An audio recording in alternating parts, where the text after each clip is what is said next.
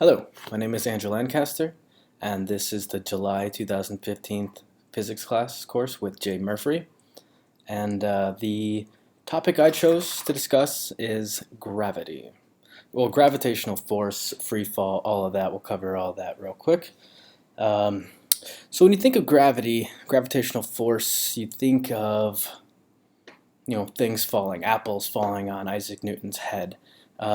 Michael Jordan defying gravity when he did his free throw line dunk, and pretty much everything he did was seemingly defying gravity, but it really wasn't. The gravitational force was moving on him as it does with everything else on Earth at the same speed, and that's 9.8 meters per second.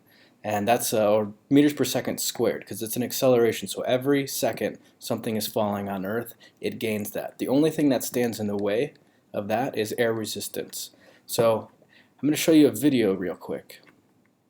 25-pound weight, wood chip, will fall at the same time. You ready? Now, as you saw, the wood chip and the 25-pound weight hit the ground at the same time, virtually. The air resistance at that low of a drop is virtually none. So, but if I had dropped a balloon and either one of those objects at the same time, the balloon would actually, as we know, would take a longer time to hit the ground, and that's because the balloon inside the balloon is air. And air wants to stay still, inertia, or the correct term that's keeping that's resisting the balloon to coming down, it would be buoyancy, like a boat sitting in water. So there's that. But all in all, gravity's fun. Adding some free fall and some gravitational force and weightlessness, all of that into web development is pretty. I think it's going to be a newer thing, because the advancements in web animation outside of Flash has become huge, and I think it's only going to get bigger. So I actually built a little bit of an app, as you can see now on your screen.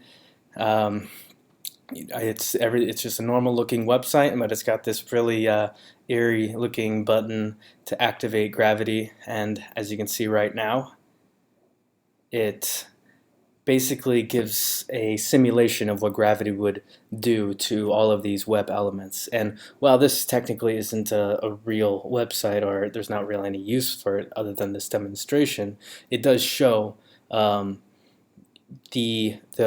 amount of realism we can actually get with animating, and that takes all of these formulas that we've learned in class to get these results. And I can increase the gravity, I can increase the mass, but the mass on the objects, as we know on Earth, it's not going to change the gravitational force, the speed, until it hits the ground. So you can drag the little boxes and stuff around too, so that's a little bit more far-fetched because it bounces off the sides of the browser, but we've only gotten so far. But well, that's my video. I hope you enjoyed it. I hope you learned something. I hope to see some of you in my other classes. Goodbye.